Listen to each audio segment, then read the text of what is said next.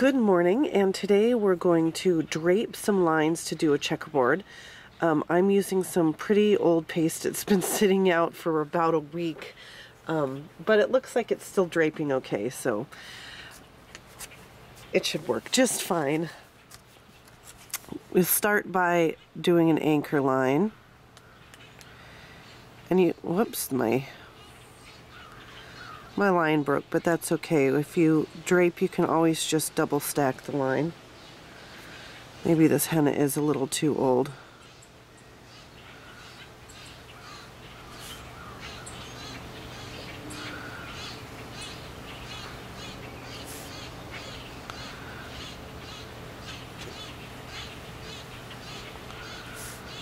When you drape, you can see that it's easy to get straight lines that are evenly spaced.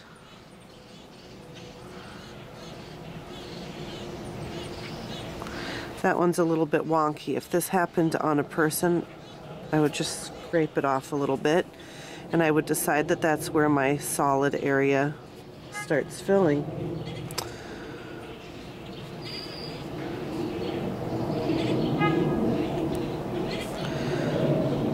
If your henna is nice and loose, you don't need a lot of pressure.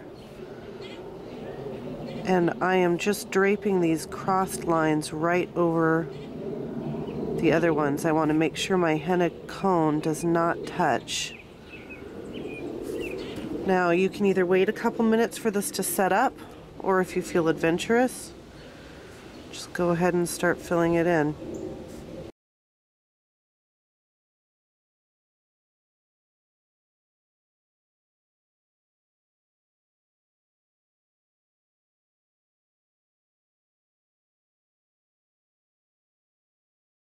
So you can also do really small cross hatchings.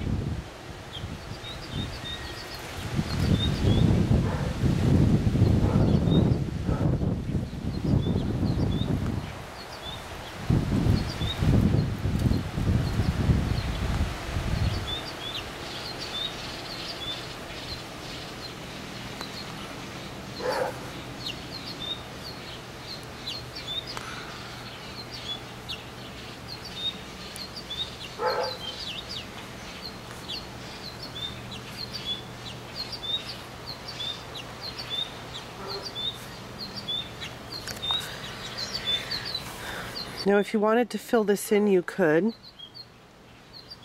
and you can just fill it in by making little dots on the inside.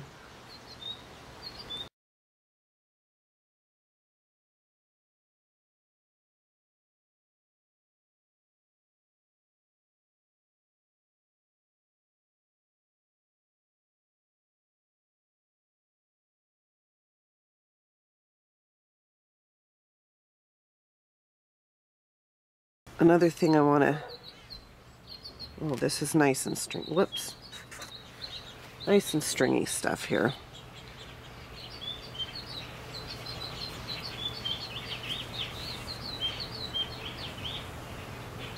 Let's lay down a line. You can see the line is broken. That's because I moved a little too fast. Just double stack it.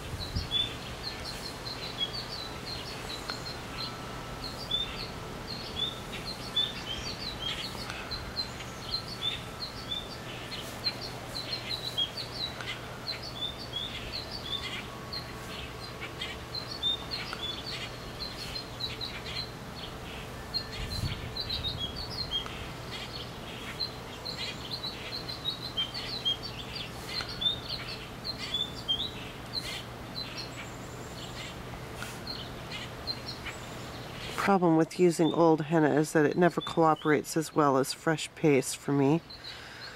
This particular cone has been sitting in my fridge for maybe a month.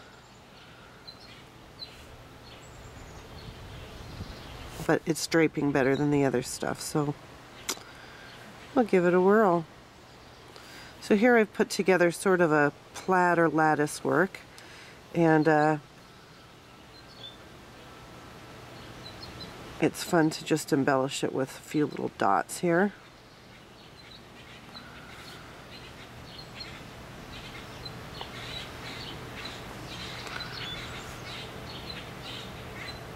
Other things you can do is just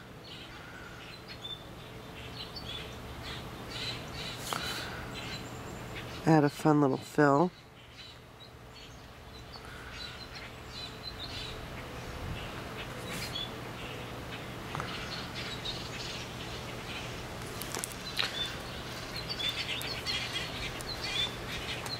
You can also add some really tight cross hatching in the middle, which is kind of fun.